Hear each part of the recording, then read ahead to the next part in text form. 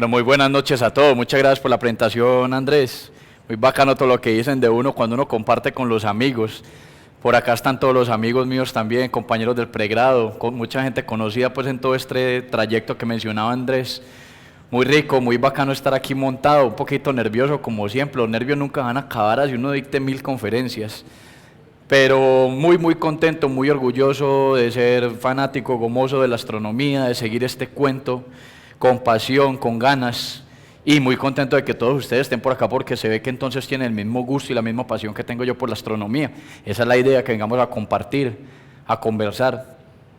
Bueno, la conferencia que les traigo hoy, que les voy a presentar hoy, es una conferencia muy divertida en cuanto a lo que mencionó Andrés, que es la geología planetaria. Todo este ciclo de conferencias básicamente ha tratado de esto, de hablar de geología planetaria, de hablar de todos los planetas del sistema solar, de hablar de la composición, de la estructura, de cómo se comportan.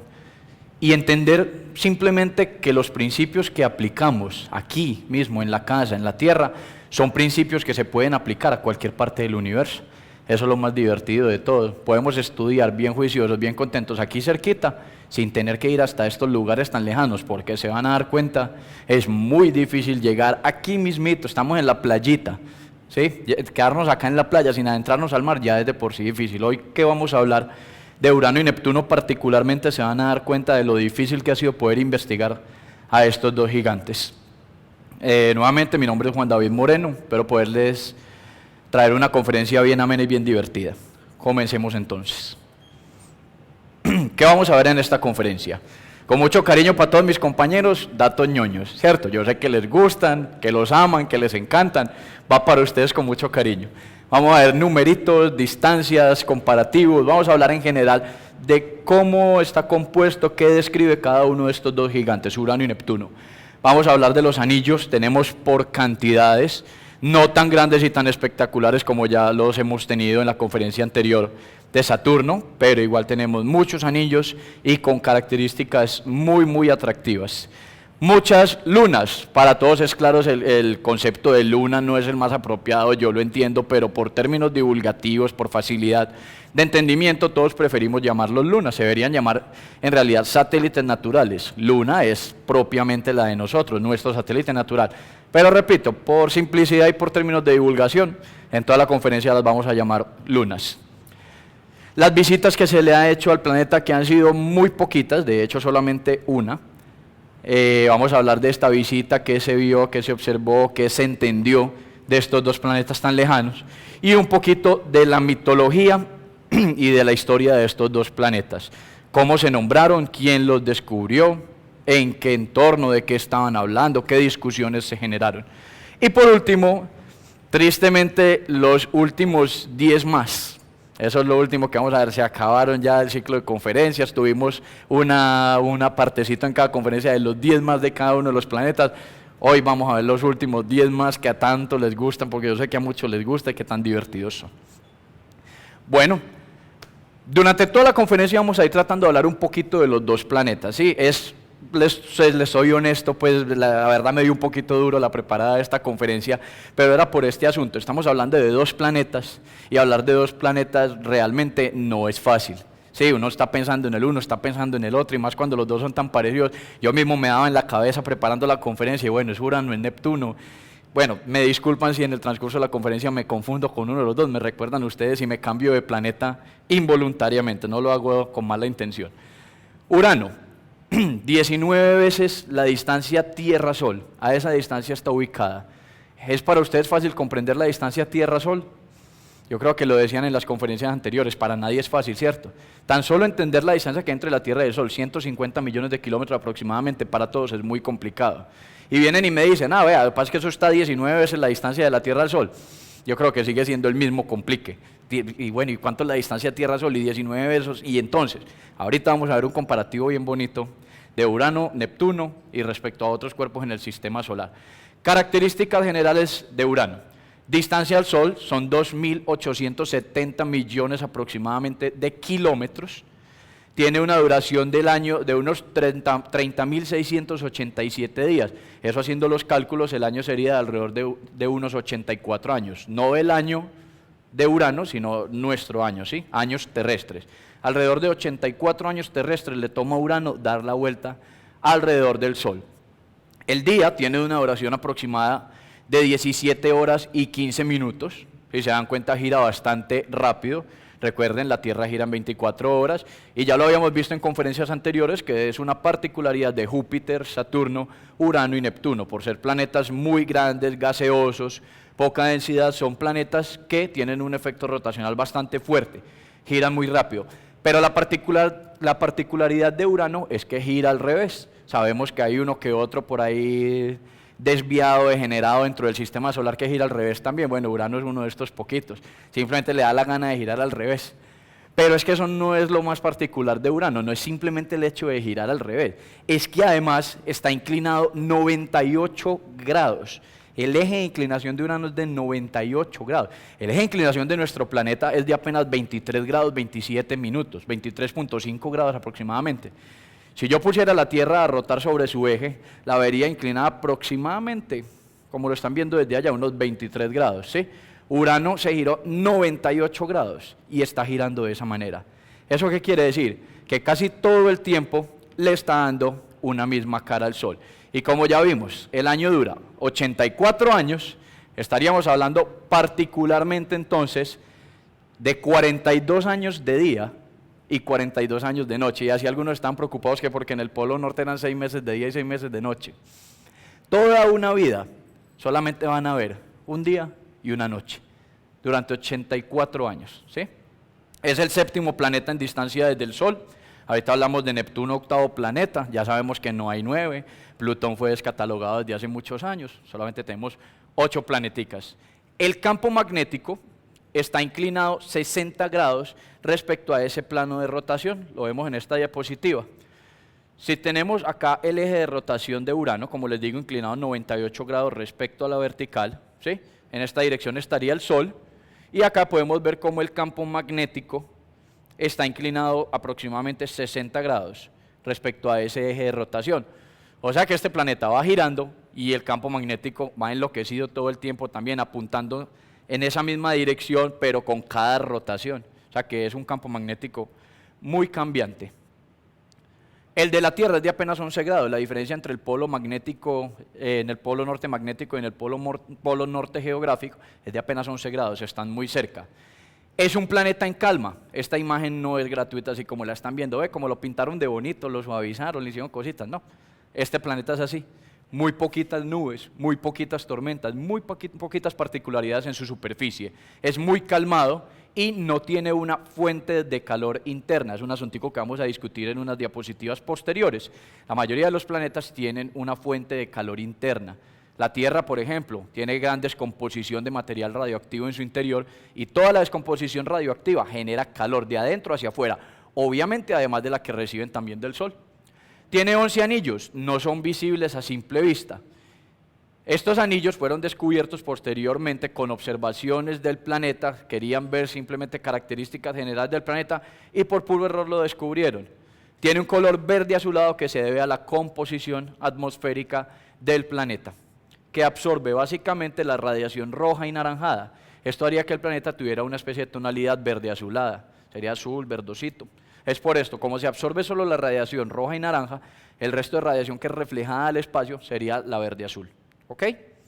Esto como características generales. La temperatura también me pareció muy interesante, es una temperatura muy bajita, menos 216 grados centígrados. Hablemos de Neptuno. Nuevamente, 30 veces la distancia Tierra-Sol y estamos en Urano 19 veces la distancia Tierra-Sol. Seguimos un poquito confundidos. Paciencia, 2 diapositivas más y ahí les cuento cómo es la escala. El año de Neptuno, es decir, el periodo de traslación alrededor del Sol dura 165 años y está a una distancia de aproximadamente 4.500 millones de kilómetros de distancia. La duración del año, 60.190 días, como les acabo de comentar, 165 años, y el día dura aproximadamente 16 horas. Su temperatura promedio es de menos 214 grados centígrados.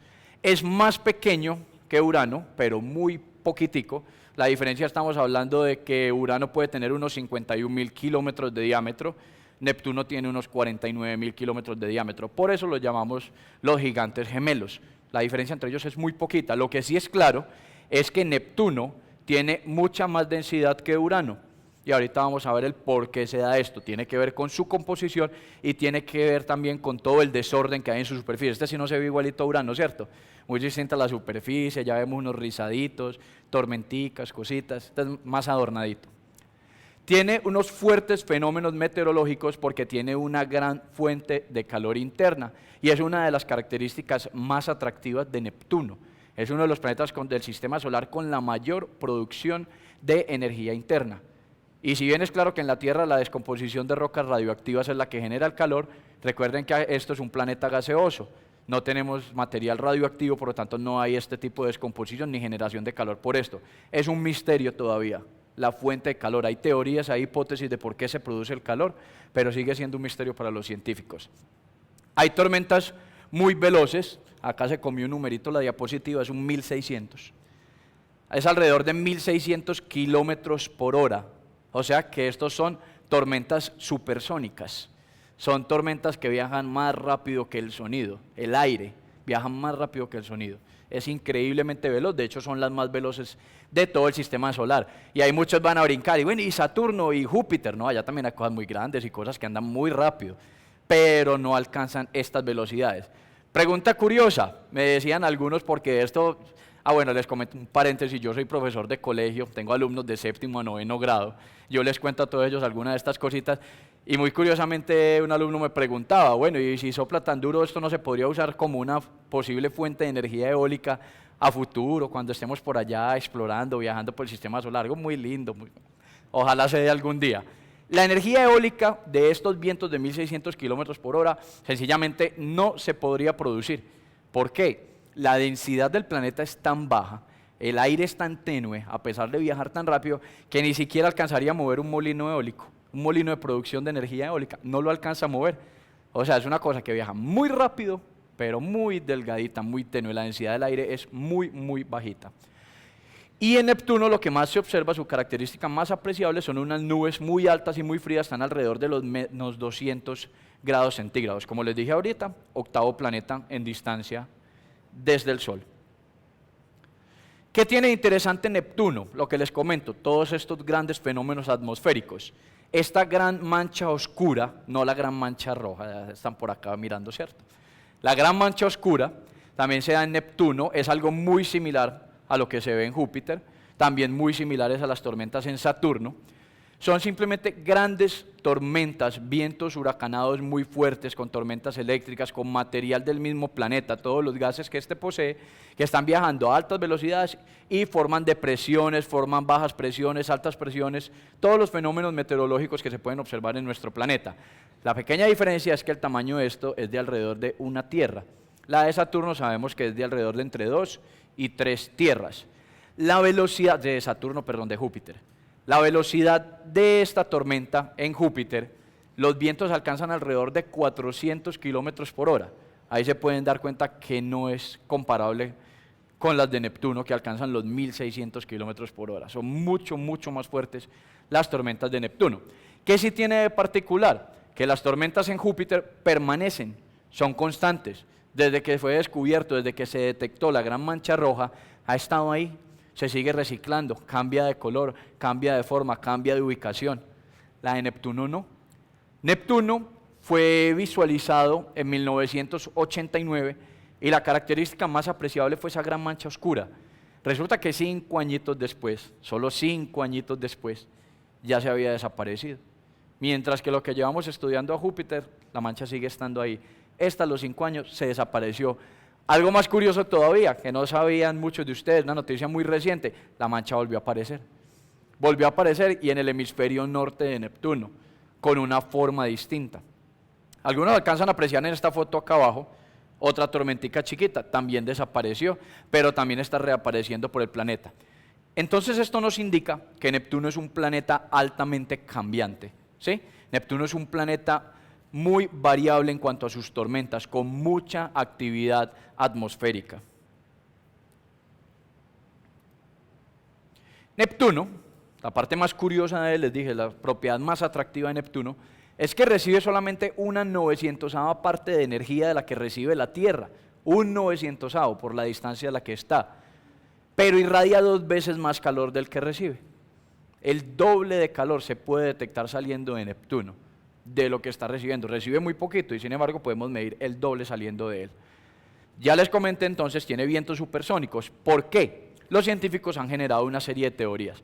De la estructura de Neptuno, las capas que se ven, interesa esta zona central. Se cree que Neptuno es un planeta aún en formación. Parece ser que Neptuno todavía está aplastando, está colisionando material dentro de él gracias a la gran fuerza gravitacional que tiene. Estas explosiones, toda esta colisión, este colapso gravitacional, genera grandes cantidades de energía que por convección, por giros, por turbulencia, por tormentas desde el interior hacia el exterior, remueven todas sus capas. Y ese calor finalmente se irradia desde el planeta. Esta parecería ser la explicación más apropiada para este gran flujo de energía dentro de Neptuno. Ahora sí, la diapositiva que les prometí para que entendamos mejor los tamañitos, ¿sí? Algo más sencillito para el público más general. Qué pesar, muchachos, se les acabó la dicha, se van aguantando. Si estuviéramos en el Parque, bueno, si estuviéramos, no estamos en el Parque Explora, ¿no? Bueno, estando en el Parque Explora, si vamos a suponer que el Sol es del tamaño de un auto compacto, estaríamos hablando de que la Tierra sería del tamaño de un clip de papel común y corriente, ubicado en la Universidad de Antioquia. Entonces uno se va caminando a la Universidad de Antioquia, llega fácil, ¿cierto? El problema es que Urano y Neptuno, que son estos dos de acá en tamaño comparado con el Sol y con el clip, bueno, aquí no está a escala, acaba de aclarar eso, no, ni el carro, ni el clip, ni los balones. Esto es mucho más pequeñito en realidad comparado con el carro, pero todos se pueden imaginar el tamaño de estos baloncitos de microfútbol dentro de su cabeza comparándolo con un carro, ¿sí? Urano y Neptuno serían del tamaño de unos balones de microfútbol, pero lo interesante acá es que estaría ubicado Urano más o menos de aquí a la Universidad de Afit y Neptuno estaría ubicado aproximadamente en el Parque de Envigado. A mí esto me dio a pensar mientras preparaba la conferencia cosas muy interesantes, cuando uno se encuentra con las noticias de que la alineación de los planetas, que es que están influyendo en tu vida, las energías, la astrología, la carta astral. Y yo volví y me reía, como me he reído toda la vida, me disculpa si alguien cree en eso, pero siempre me ha causado mucha gracia, que hablen de que unos planetas se alinean, y aquí estamos comparando las distancias. Piensen un balón de microfútbol en Envigado, y vamos a alinearlo con un clip en la Universidad de Antioquia. Entonces, yo sé que hoy en día hay los equipos para detectar cosas de ese estilo, listo, yo me lo creo, pero creérmelo que eso se alinea y que la energía pasa, pues yo no sé, hasta allá no hemos llegado. No nos afectan las cosas que nos pasan aquí cerquita, nos van a afectar cosas que están a 4.500 millones de kilómetros. En fin. Tamaños. Comparando con la Tierra y con Júpiter, Urano y Neptuno, como les comenté, tienen tamaños muy parecidos, como lo quieran mirar, hice las dos gráficas para que tuvieran opción de ver. 4 tierras aproximadamente caben dentro de cada Urano o dentro de cada Neptuno, y aproximadamente 3 Uranos o 3 Neptunos caben dentro del planeta Júpiter. Recordemos que Júpiter es el más grande, pero que comparado con el Sol no es absolutamente nada. Esa es la basurita del sistema solar, ¿sí? Primera, y tristemente como les comenté ahorita, única visita que han tenido estos planetas han sido por las misiones espaciales Voyager. La Voyager 2 pasó muy cerca de ambos planetas. Fue lanzada en 1977 y solamente hasta 1986 vino a visualizar Urano, mucho tiempo después, y vio algo así como esto que están viendo acá. Algo chiquito, sencillo. Es muy interesante comparar con las imágenes que el Hubble puede sacar de estos dos planetas con las que el Voyager sacó en ese entonces. Neptuno fue avistado en 1989, 3 años después. Para que tengan un dato informativo más o menos de a qué distancia estaba, la información que la Voyager enviaba desde esta zona tardaba 4 horas en llegar a la Tierra. Entonces, mira, pues 4 horas, no, pues que ni tanto, están por allá. Sí, no se le olvide, viajando a la velocidad de la luz. Sí, son 300.000 kilómetros cada segundo. Estamos hablando de que la Tierra puede tener un radio aproximadamente de 12.000 kilómetros. 300.000 kilómetros en un segundo, y se demoraba 4 horas, muchísimo tiempo. Les estaba comentando las imágenes, las que da el Hubble y las que tomó el Voyager en aquel entonces. Miren que son imágenes muy similares en cuanto a detalle y resolución, pero recuerden, el Voyager fue una nave que pasó muy cerca de estos planetas. Era una nave que podía estar a unos 120.000, 150.000 kilómetros del planeta, más cerca de lo que está la Luna de la Tierra. y aún así tomaba este tipo de imágenes. El Hubble, desde la Tierra, desde la órbita terrestre, saca imágenes muy similares. Considérenlo, Urano y Neptuno están muy lejos, es muy difícil llegar a ellos. Vamos a hablar ahora de los anillos y las diferentes lunas que podemos encontrar en Urano y en Neptuno. Los anillos de Urano, 9 fueron descubiertos en 1967 en un parpadeo, pero no en uno de estos, sino que cuando estaban viendo hacia el planeta, empezaron a analizar la luz que venía de él y querían verificar cómo una estrellita fija en el fondo, mientras el planeta se movía, cómo esta estrellita cambiaba su intensidad lumínica. Lo que se encontraron muy curiosamente los científicos al hacer la observación era que la estrellita empezó a titilar, a parpadear a medida que pasaba cerca al planeta antes de pasar detrás de él y luego de haber salido detrás de él. Parpadeó 9 veces exactamente, las contaron, las midieron y la explicación más certera era que efectivamente Urano tenía anillos. En ese tiempo entonces descubrieron 9, más tarde con otras investigaciones lograron encontrar otros 2 anillos, para un total de 11. Otra grafiquita ñoña para los que gusten. Acá está la información de todos los anillos y las líneas punteaditas es la información de las diferentes lunas que encontramos en Urano. Hay una cuestioncita muy interesante, me puse a investigar, a leer un poquito de esto, se llama el límite de Roche, me disculpan si no pronuncio bien los que saben francés, el tipo era francés, digamos Roche. El límite de Roche es, digamos, el límite en distancia mínimo hasta el cual puede estar un satélite natural o un cuerpo de masa determinada respecto a un planeta. Sucede que a partir de esta distancia, si el objeto está muy cerca al planeta, la fuerza, el empuje de atracción gravitacional que el planeta hace sobre este cuerpo es mayor que la misma fuerza de gravedad que el objeto ejerce sobre sí mismo. ¿Qué causa esto? Que el planeta sencillamente lo despedaza, lo rasga, ¿sí? Cordelia, si la buscan por acá en la grafiquita, es esta. Aquí está Ofelia, y de aquí para allá hay otra cantidad de lunitas más exteriores. Resulta que el límite de Roche está precisamente en esta zona de anillos. Veríamos entonces que Cordelia está dentro del límite de Roche. Los científicos se pusieron a investigar por qué Cordelia no era despedazada por el planeta. Y llegaron a 2 conclusiones muy sencillas. La primera, Cordelia es una luna muy pequeña, tiene apenas 26 kilómetros de diámetro. Pueden compararlo con el tamaño de la ciudad de Medellín, un poquito más grande que la ciudad de Medellín. Unos 26 kilómetros de diámetro es bastante poco, tiene poca fuerza gravitacional, entonces eso no permitía que el planeta ejerciera la suficiente fuerza como para despedazarla. Pero algunos científicos argumentaron que esto no era suficiente y dijeron, adicionalmente esta luna debe estar hecha de un material que es bastante cohesivo, bastante fuerte estructuralmente. Hablando más de los anillos, como les comenté, se confirmaron 11 más tarde gracias a los estudios de la NASA. Acá tenemos 2 imágenes del 2003 y del 2005 confirmando la existencia de estos anillos. Acá hicieron un barrido, una limpieza de la imagen en cuanto a los anillos, a los 9 anillos que ya habían confirmado y que conocían. Y acá en la imagen, tenuemente se alcanzan a apreciar los otros 2 anillos. ¿Sí los alcanzan a ver? Uno por acá y el otro acá abajo. 2 anillitos adicionales para un total de 11. Anillos exteriores de Urano, los científicos dicen que estos anillos que se ven en la parte exterior del planeta se pueden deber a la colisión de un objeto tipo Tierra, más o menos del tamaño de la Tierra, contra el mismísimo Urano o contra una de las lunas más grandes que estaban orbitando alrededor de él. Que los anillos interiores muy posiblemente se formaron por un choque entre 2 lunas, e inclusive se atreven a decir que fue particularmente por el choque de la luna número 13, la que estaba en distancia del planeta, la número 13. Esa chocó con otra, se despedazaron y formaron un nuevo sistema de anillos. Esto para los sistemas interiores.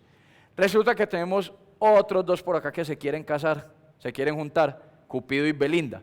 Un par de lunitas que también están orbitando muy cerca una de otra.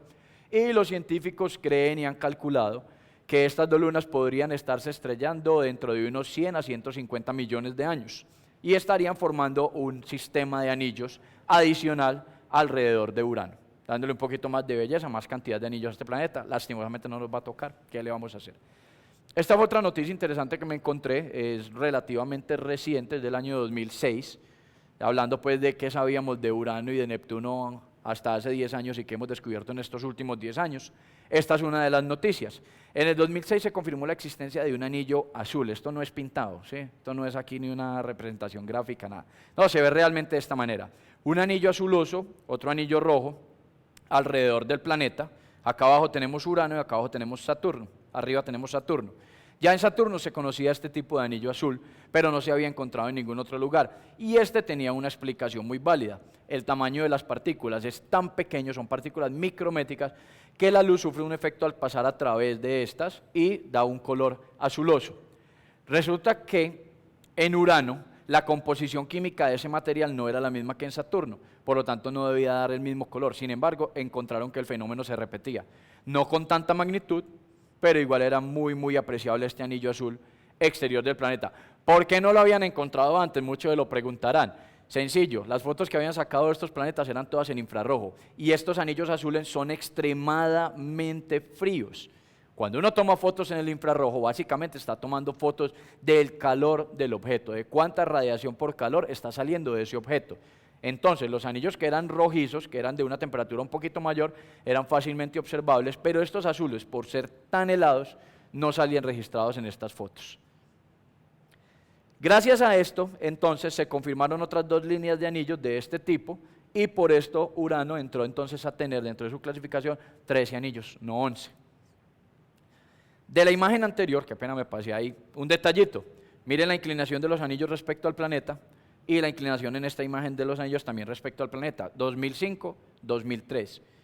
Lastimosamente no encontré una imagencita que fuera también de Urano, entonces me tocó acudir aquí a un compañerito de la conferencia anterior, una imagen sobre Saturno para explicar por qué esta inclinación en los anillos, por qué se ven de diferentes maneras en años distintos. Algunas veces parece que fuera solo una línea la que se observara en el planeta y no unos anillos. Resulta que la posición del planeta respecto a la Tierra influye mucho en esto. ¿En qué posición haya del planeta respecto a la Tierra? Cuando estamos en esta posición, por ejemplo, los anillos se ven muy cercanos al ecuador del planeta, se ven muy plano. Acá se ven totalmente lineales, solo vemos una franjita oscura atravesando el planeta.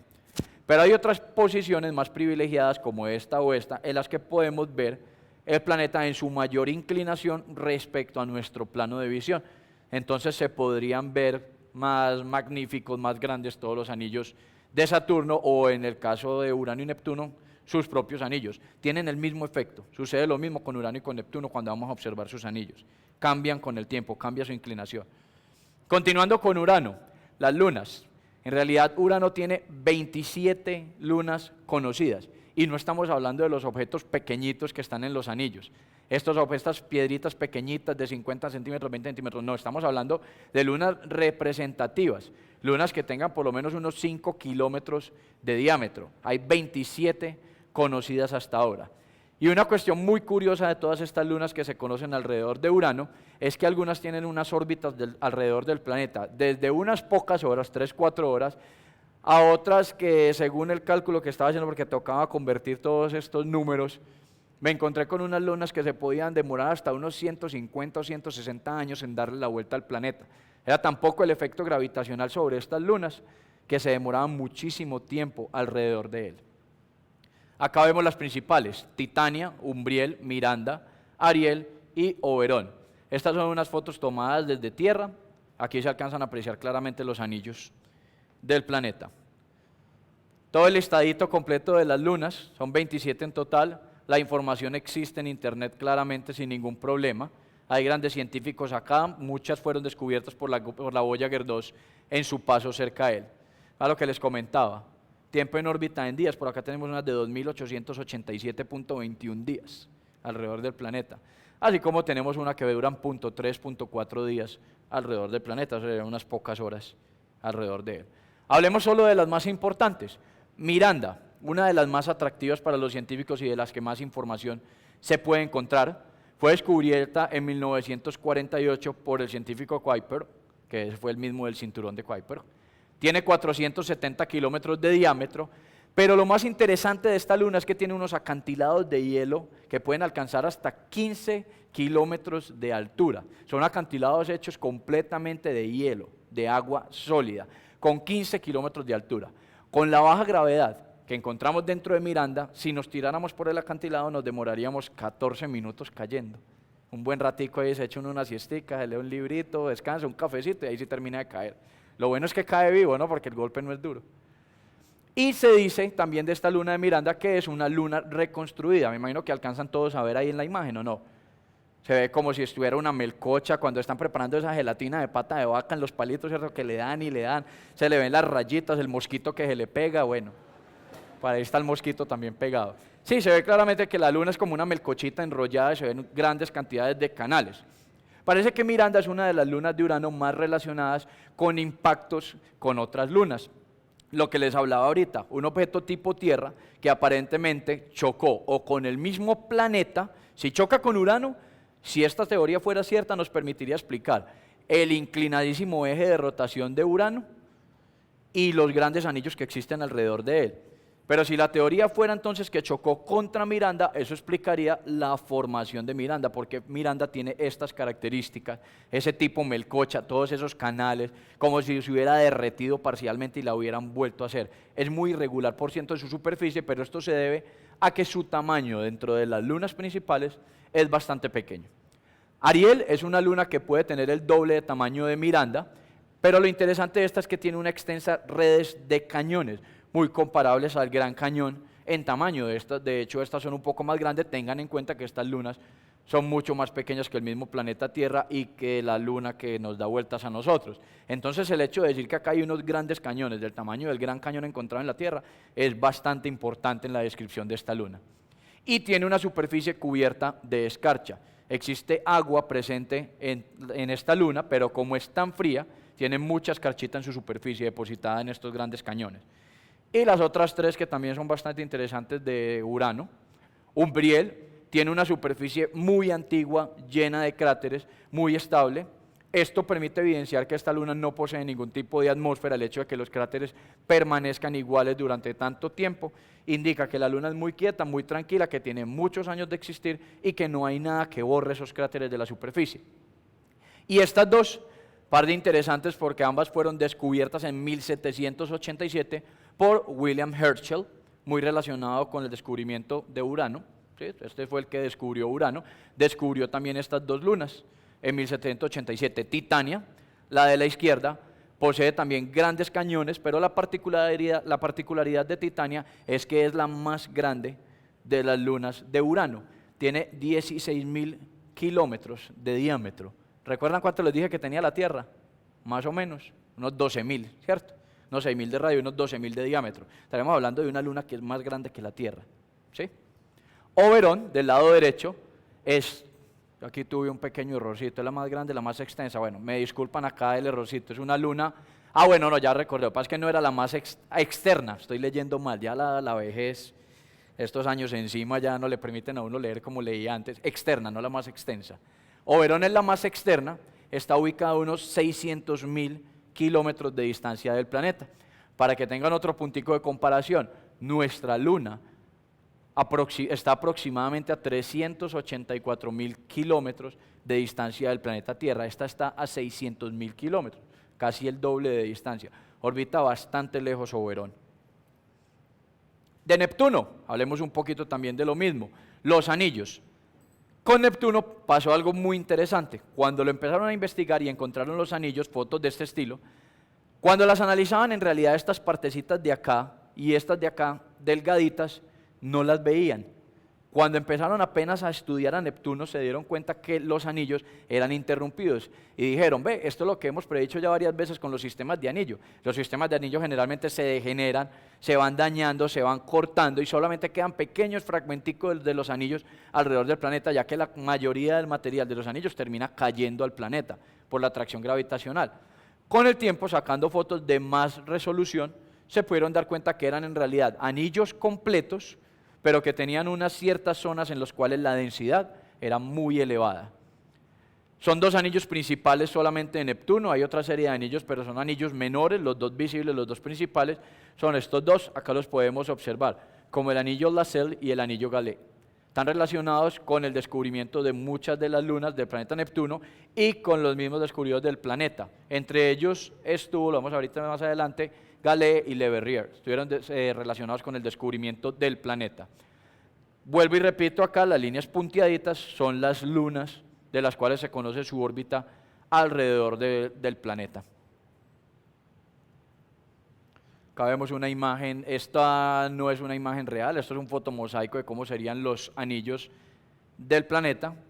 Creo que les queda difícil verlo desde allá, ¿cierto? ¿Está siendo difícil ver los anillos o no? Esa es la idea. No, esa es la idea, que no se vean, porque es que los anillos de Neptuno son bastante tenues, son muy delgados y como los de Urano no son visibles a simple vista tampoco. Las lunas de Neptuno no posee tantas como Urano, posee 13, de las cuales 8 son principales o son de un tamaño decente. 6 fueron descubiertas por el Voyager cuando pasó cerca al planeta y todas eran pequeñas, menos una. Esa es la diferencia con Urano. Urano tiene 5 grandes lunas, tiene 5 lunas de gran tamaño.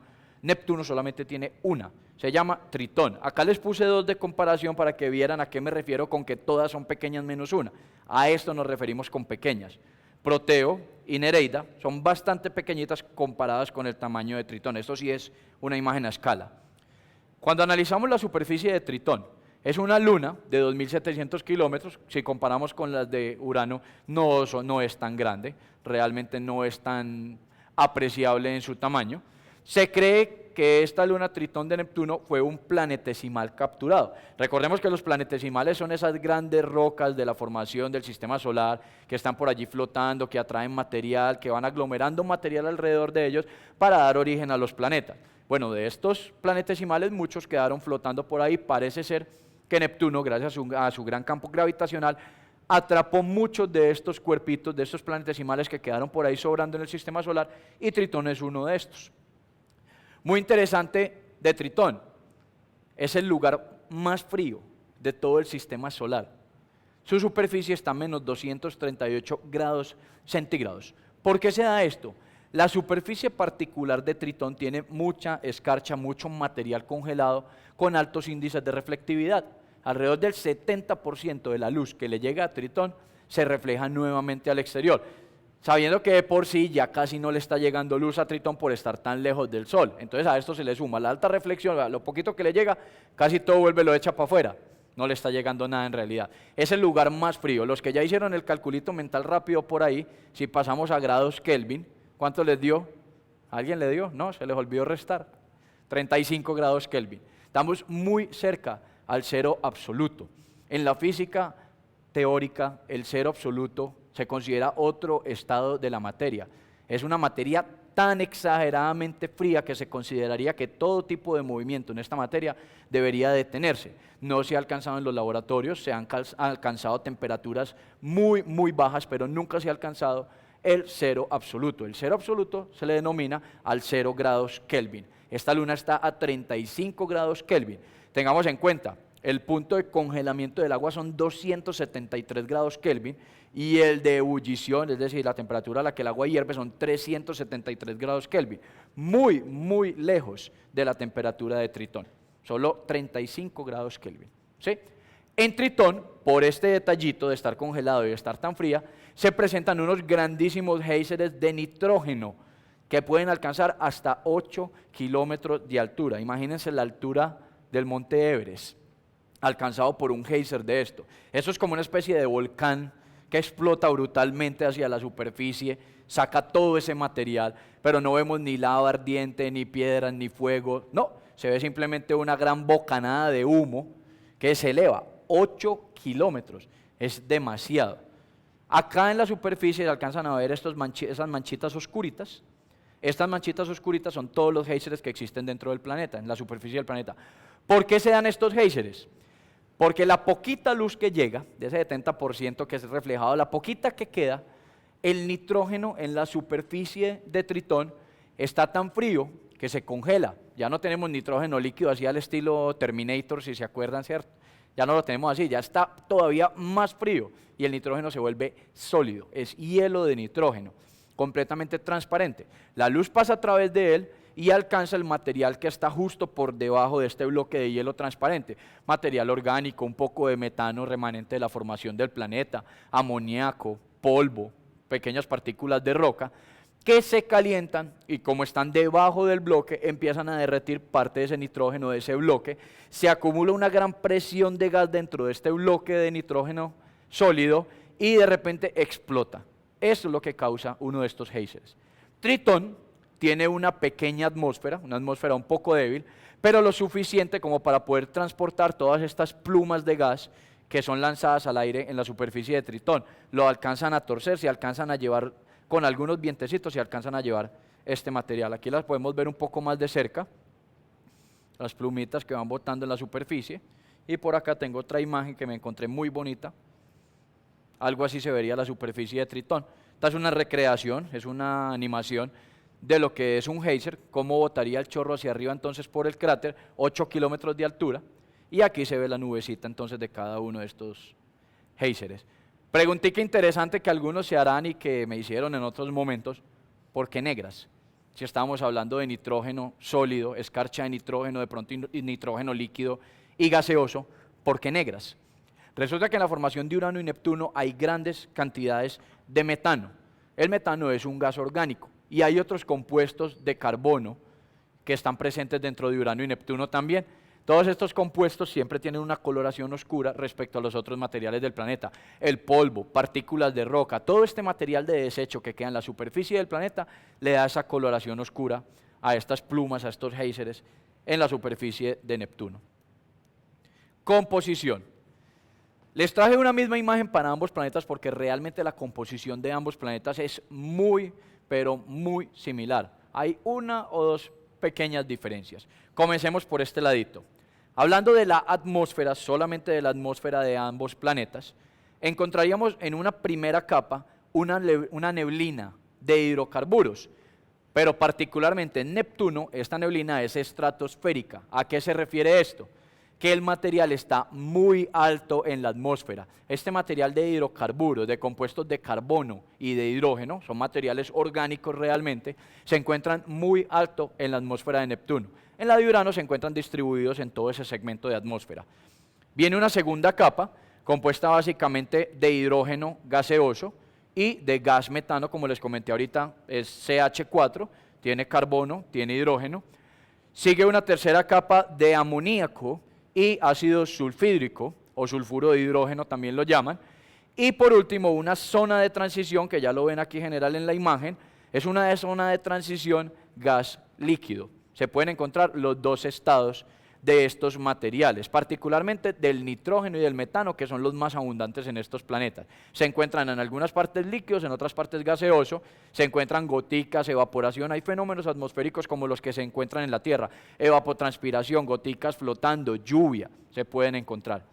Más al interior, después de esta última capa, miren lo que sería la atmósfera nada más de estos planetas, la capa que sigue, que es también una gran capa muy rica en hidrógeno, por la alta presión ejercida por la gran fuerza gravitacional del planeta, se encuentra hidrógeno en estado líquido. Es tanta la presión gravitacional que el planeta ejerce, que el material, sin importar a la temperatura a la que esté, se va a juntar, las partículas se pegan entre sí y se pasan a estado líquido. Al interior viene un manto de hielo, entonces sí es una parte sólida ya completamente, y se cree que al interior de ambos planetas hay un pequeño núcleo rocoso. No ha sido confirmado todavía, pero por las teorías de formación planetaria se cree que debe haber un centro rocoso, muy pequeñito, equiparable al tamaño de la Tierra, quizás un poco más grande, pero muy posiblemente exista, ahí está. Y aquí es donde viene el secretico, ¿por qué todos vinieron a la conferencia? Todos querían saber dónde están los diamantes, ¿sí o no? Ya que la mitad, más de la mitad vino por eso. Bueno, les voy a contar, les voy a dar gusto, para que queden contentos pues con la conferencia. ¿Por qué se les dice los gigantes de diamante? ¿Por qué se cree que hay diamantes en Urano y Neptuno? La explicación radica en la composición del diamante mismo. El diamante es un material, por todos conocido, la sustancia más dura, natural, conocida sobre la Tierra, pero está compuesto básicamente de carbono. simplemente de carbono, de lo mismo que está compuesto primariamente el carbón y el grafito que encuentran en los lápices en las minas de los portaminas. ¿Cuál es la diferencia? Los diamantes se forman bajo muy grandes presiones y muy grandes temperaturas. Al compactarse adquieren una estructura cristalina en lo que los átomos de carbono forman un cubo. Ese cubito, ya lo que encontramos los minerales en forma de cubo, el diamante, lo pulen, lo cortan y queda el diamante bonito, ¿sí? En estos dos planetas, entre esta zona atmosférica y la zona del hidrógeno líquido, alcanza a llegar grandes cantidades de metano, el cual es el componente principal del planeta. Como les comenté hace un momento, el metano está hecho de carbono e hidrógeno. La presión atmosférica dentro de estos planetas es tanta, y la presión gravitacional, la presión ejercida por la masa del planeta es tanta, que este carbono, este metano se puede compactar a tal punto que yo puedo juntar carbono con carbono y formar efectivamente diamantes. Lo interesante de este cuento es que en toda esta zona, en donde tenemos una zona de transición gas-líquido y de la zona de transición de líquido a la parte sólida, podríamos encontrar una gran mezcla de diamantes, inclusive en estado líquido, carbono líquido o carbono sólido, formando diamantes. Encontraríamos iceberg gigantescos de diamantes flotando en ese océano de agua, de hielo, en ese océano de hidrógeno líquido y en ese océano de metano y carbono líquido. Particularmente en Urano, como les comenté, los fenómenos atmosféricos son muy tenues, hay muy poquitas nubes, es un planeta relativamente calmado. Sí podríamos decir que nos echamos el cuentico romántico allá dentro del planeta, nos acostamos, ay, tan lindo, los diamantes por todos lados. Se pusieron románticos, no se les olvida que huele Urano y a que huele Neptuno. Si estamos muy cargaditos de metano, no debe oler nada agradable, o sea que de románticos no tienen ni un pelo. Bonitos sí, románticos no, no confundamos. En Neptuno, la situación es muy similar en cuanto a la compactación del carbono. La diferencia es que en Neptuno, como tenemos esta gran fuente de calor interna, la turbulencia es tal que podríamos encontrar lluvias, tormentas de diamantes, goticas de carbono flotando en el aire, que finalmente terminan condensando y caen nuevamente. Caen. Y muchos dicen, sí, no, pues que no tiene superficie, entonces ¿a dónde va a caer? Calma, calma. Hay zonas de densidad, ¿sí? Hay zonas de mayor densidad sobre la cual este material cae. Por la turbulencia es lanzado nuevamente hacia el exterior y vuelve y cae. O sea, los mismos fenómenos atmosféricos que se dan en la Tierra con la lluvia, podríamos encontrarlo dentro de Neptuno. La diferencia es que no serían gotas de agua, sino gotas de diamante. Un poco de mitología respecto a Urano y a Neptuno. Cositas muy interesantes que me encontré. De Urano hay relativamente poca información mitológica si comparamos con todos los otros dioses mencionados en las distintas mitologías. Urano era en realidad un titán, a pesar de que muchas partes lo mencionan como un dios. Según algunas mitologías, Urano es considerado uno de los dioses primordiales, fue el que dio vida o el que procreó a todos los otros titanes, junto con Gea, considerada también titán.